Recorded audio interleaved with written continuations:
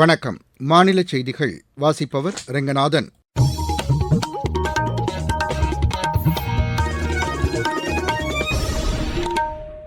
தலைப்புச் செய்திகள். பிரதமர் திரு நரேந்திர மோடி குஜராத் மாநிலம் காந்தி நகரில் புதுப்பிக்கத்தக்க எரிசக்தி தொடர்பான சர்வதேச முதலீட்டு மாநாட்டையும் கண்காட்சியையும் இன்று தொடங்கி வைக்கிறார். மருத்துவ கட்டமைப்பு வசதிகளை மேம்படுத்துவதற்கு மத்திய அரசு உயர் முன்னுரிமை அளித்துள்ளதாக நிதியமைச்சர் திருமதி நிர்மலா சீதாராமன் கூறியுள்ளார். ஸ்டார்ட் அப் நிறுவனங்களுக்கு உதவும் வகையில் பாஸ்கர் என்ற புதிய டிஜிட்டல் தளத்தை மத்திய அரசு தொடங்கியுள்ளது. தமிழகத்தின் ஓரிரு இடங்களில் இன்று வெப்பம் அதிகரித்து காணப்படும் என்று சென்னை வானிலை ஆய்வு மையம் தெரிவித்துள்ளது. ஆசிய சாம்பியன் கோப்பை ஹாக்கி போட்டியின் அரையிறுதி ஆட்டத்தில் இந்தியா இன்று தென்கொரியாவை எதிர்கொள்கிறது. இனி விரிவான செய்திகள். பிரதமர் திரு நரேந்திர மோடி குஜராத் மாநிலம் காந்தி நகர் புதுப்பிக்கத்தக்க எரிசக்தி தொடர்பான சர்வதேச முதலீட்டு மாநாட்டையும் கண்காட்சியையும் இன்று தொடங்கி வைக்கிறார்.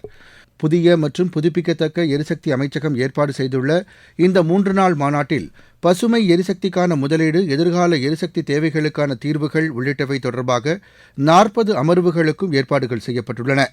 140 நாடுகளிலிருந்து 25,000த்திற்கும் அதிகமான பிரதிநிதிகள் இதில் கலந்து கொள்கிறார்கள்.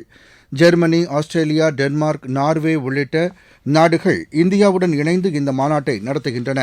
மாநாட்டையொட்டி நடைபெறவுள்ள சர்வதேச கண்காட்சியில் புதுப்பிக்கத்தக்க எரிசக்தி தொடர்பாக நவீன தொழில்நுட்பங்களை அரசு மற்றும் தனியார் துறை நிறுவனங்கள் காட்சிப்படுத்த உள்ளதாக எமது செய்தியாளர் தெரிவிக்கிறார்.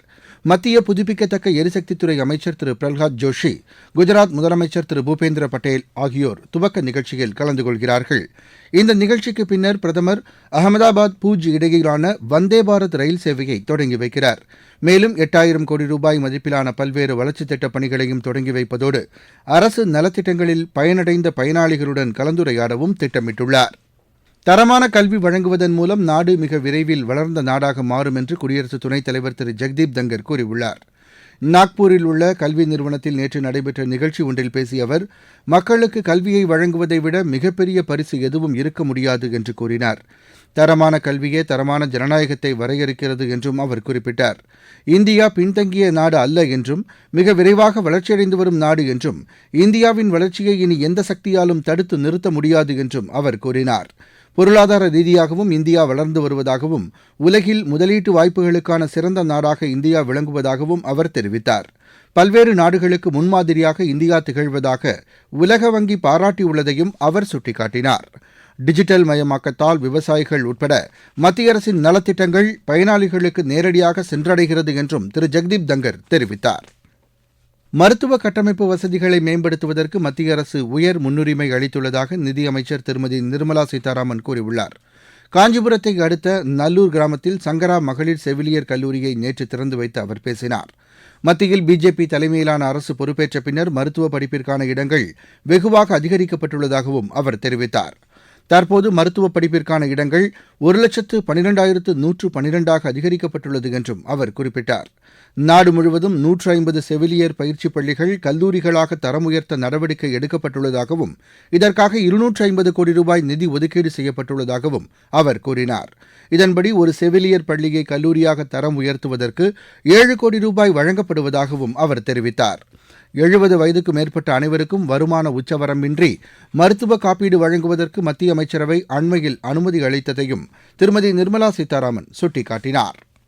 உத்தராகண்ட் மாநிலத்தில் ஏற்பட்ட நிலச்சரிவில் சிக்கி மீட்கப்பட்ட கடலூர் மாவட்டத்தைச் சேர்ந்த 30 பேர் புதுதில்லியிலிருந்து விமானம் மூலம் சென்னை அழைத்து வரப்பட உள்ளனர்.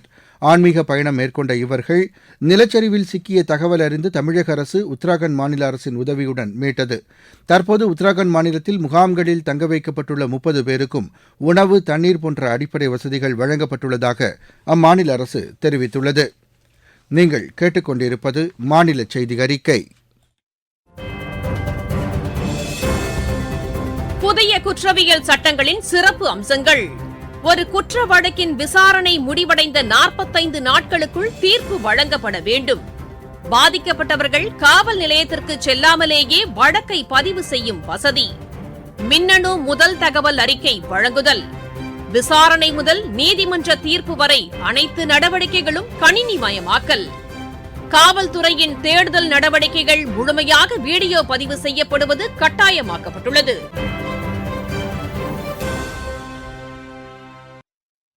மத்திய வர்த்தகம் மற்றும் தொழில்துறை அமைச்சகத்தின் உள்நாட்டு வர்த்தக மேம்பாட்டுத்துறை ஸ்டார்ட் அப் சூழலை வலுப்படுத்துவதை நோக்கமாக கொண்டு பாஸ்கர் என்ற டிஜிட்டல் தளத்தை தொடங்கியுள்ளது. ஸ்டார்ட் அப் நிறுவனங்கள், முதலீட்டாளர்கள், வழிகாட்டிகள், சேவை வழங்குபவர்கள், அரசு நிறுவனங்கள் உள்ளிட்ட முக்கிய பங்குதாரர்கள் இடையே ஒத்துழைப்பை மேம்படுத்தும் வகையில் இந்த டிஜிட்டல் தளம் வடிவமைக்கப்பட்டுள்ளது. ஸ்டார்ட் அப் துறையிலும் இந்தியாவை உலகில் முதன்மையான நாடாக மாற்றுவதற்கு மேற்கொள்ளப்பட்ட முன்முயற்சி இது என்று மத்திய அரசின் செய்திக்குறிப்பு தெரிவிக்கிறது. சென்னையில் நீர்நிலைகளில் கட்டுமான கழிவுகள் கொட்டப்படுவதை தடுப்பதற்காக கண்காணிப்பு குழு அமைக்கப்பட்டுள்ளதாக மாநகராட்சி ஆணையர் திரு குமரகுருபரன் தெரிவித்துள்ளார். இதுகுறித்து அவர் விடுத்துள்ள அறிக்கையில், நீர்நிலைகளில் கொட்டப்படும் கட்டுமான கழிவுகளால் மழைக்காலங்களில் அடைப்பை ஏற்படுத்தி வெள்ள பாதிப்பை ஏற்படுத்துவதாக கூறியுள்ளார். மாநகராட்சியில் அனுமதிக்கப்பட்ட இடங்களில் மட்டுமே கட்டுமான கழிவுகளை கொட்ட வேண்டும் என்றும், விதிகளை மீறி பொது இடங்கள் மற்றும் நீர்நிலைகளில் கட்டுமான கழிவுகளை கொட்டினால் ரூபாய் 500 முதல் 5000 ரூபாய் வரை அபராதம் விதிக்கப்படும் என்றும் அவர் எச்சரித்துள்ளார். கள்ளக்குறிச்சியில் விஷச்சாராயம் அருந்தி கடந்த ஜூன் மாதம் 68 பேர் உயிரிழந்தது தொடர்பாக மேலும் 3 பேர் குண்டர் தடுப்புச் சட்டத்தில் கைது செய்யப்பட்டுள்ளனர். மெத்தனால் விற்பனை செய்தது தொடர்பாக சிபிசிஐடி காவல்துறையினர் ஏற்கனவே 24 பேரை கைது செய்து கடலூர் மத்திய சிறையில் அடைத்தனர். இந்நிலையில் 11 பேர் குண்டர் தடுப்புச் சட்டத்தில் கைது செய்யப்பட்ட நிலையில் நேற்று மேலும் 3 பேரை குண்டர் தடுப்புச் சட்டத்தில் கைது செய்ய கள்ளக்குறிச்சி மாவட்ட ஆட்சியர் காவல்துறைக்கு உத்தரவிட்டார். சட்டப்பேரவைத் தேர்தல் நடைபெறும் ஜம்மு காஷ்மீரில் முதல்கட்ட பிரச்சாரம் இன்று மாலை முடிவடைகிறது. அங்கு 3 கட்டங்களாக தேர்தல் நடைபெறவுள்ள நிலையில் முதற்கட்டமாக 24 தொகுதிகளில் நாளை மறுநாள் தேர்தல் நடைபெறவுள்ளது. 7 மாவட்டங்களுக்கு உட்பட்ட அந்த தொகுதிகளில் அரசியல் கட்சித் தலைவர்கள் இறுதிக்கட்ட பிரச்சாரத்தில் ஈடுபட்டுள்ளனர். 2வது கட்ட தேர்தல் இம்மாதம் 25ஆம் தேதியும், 3வது மற்றும் இறுதிக்கட்ட தேர்தல் அடுத்த மாதம் 1ஆம் தேதியும் நடைபெறவுள்ளது. ஜம்மு காஷ்மீரில் அரசியல் சாசனத்தின் 370வது பிரிவு நீக்கப்பட்ட பின்னர் நடைபெறும் முதல் தேர்தல் இதுவாகும். தமிழகத்தில் இன்று ஓரிரு இடங்களில் அதிகபட்ச வெப்பநிலை இயல்பை விட 2 முதல் 3 டிகிரி செல்சியஸ் அதிகமாக இருக்கக்கூடும் என்று சென்னை வானிலை ஆய்வு மையம் தெரிவித்துள்ளது. சென்னையை பொறுத்தவரை வானம் ஓரளவு மேகமூட்டத்துடன் காணப்படும் என்றும், நகரின் ஒரு சில பகுதிகளில் லேசான மழை பெய்ய வாய்ப்புள்ளது என்றும் தெரிவிக்கப்பட்டுள்ளது. சென்னையில் அதிகபட்ச வெப்பநிலை 37 முதல் 38 டிகிரி செல்சியஸை ஒட்டியும், குறைந்தபட்ச வெப்பநிலை 28 டிகிரி செல்சியஸை ஒட்டியும் இருக்கக்கூடும் என்றும் வானிலை ஆய்வு மையம் கூறியுள்ளது. இருவரிச் செய்திகள்.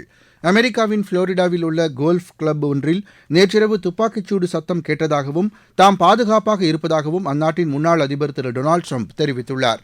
லெபனான் எல்லையில் இஸ்ரேல் தாக்குதல் நடத்தவுள்ள நிலையில் அந்த பகுதியில் உள்ள மக்கள் பாதுகாப்பான இடங்களுக்கு செல்லுமாறு விமானம் மூலம் இஸ்ரேல் ராணுவம் நோட்டீஸ் வீசியது. யாகி புயலால் பாதிக்கப்பட்ட வியட்நாம் மற்றும் மியான்மர் நாடுகளுக்கு மனிதாபிமான அடிப்படையில் இந்தியா நிவாரணப் பொருட்களை அனுப்பி வைத்துள்ளது. ஜம்மு காஷ்மீரின் பூஞ்ச் மாவட்டத்தில் கிராம பாதுகாப்பு குழுவினருக்கு ராணுவத்தினரும் காவல்துறையினரும் இணைந்து துப்பாக்கிச்சூடு பயிற்சி அளித்தனர். ராஜஸ்தான் மாநிலத்தில் நேற்றிரவு ஏற்பட்ட சாலை விபத்தில் 8 பேர் உயிரிழந்தனர், 18 பேர் காயமடைந்தனர். சென்னையில் நேற்று விநாயகர் சிலை கரைப்பு நிகழ்வுகள் அமைதியாக நடைபெற்று முடிந்ததாக மாநகர காவல்துறை தெரிவித்துள்ளது. திருநெல்வேலி அருகே முன்னீர் பள்ளம் பகுதியில் உள்ள பாசன கால்வாயில் குளித்துக் கொண்டிருந்த மாணவர்கள் 3 பேர் தண்ணீரில் மூழ்கி உயிரிழந்தனர். ஓணம் பண்டிகையையொட்டி கன்னியாகுமரி மாவட்டம் தோவாளை மலர் சந்தையில் சுமார் 2 டன் மலர்களை கொண்டு உருவாக்கப்பட்ட அத்தப்பூ கோலத்தை ஏராளமானோர் கண்டுகளித்தனர்.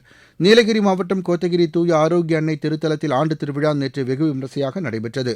ஒகேனக்கல் அருவியில் நீர்வரத்து அதிகரித்துள்ளதால் சுற்றுலாப் பயணிகள் அருவியில் குளிக்க மாவட்ட நிர்வாகம் தடை விதித்துள்ளது. விளையாட்டுச் செய்திகள். ஆசிய சாம்பியன் கோப்பை ஹாக்கி போட்டியின் அரையிறுதி ஆட்டத்தில் இந்தியா இன்று தென்கொரியாவை எதிர்கொள்கிறது.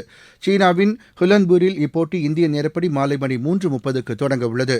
ஆசிய சாம்பியன் கோப்பை ஹாக்கி போட்டியில் ஒரு போட்டியில் கூட தோல்வியடையாத இந்தியா சீனா, ஜப்பான், மலேசியா, கொரியா, பாகிஸ்தான் ஆகிய நாடுகளை வென்றது.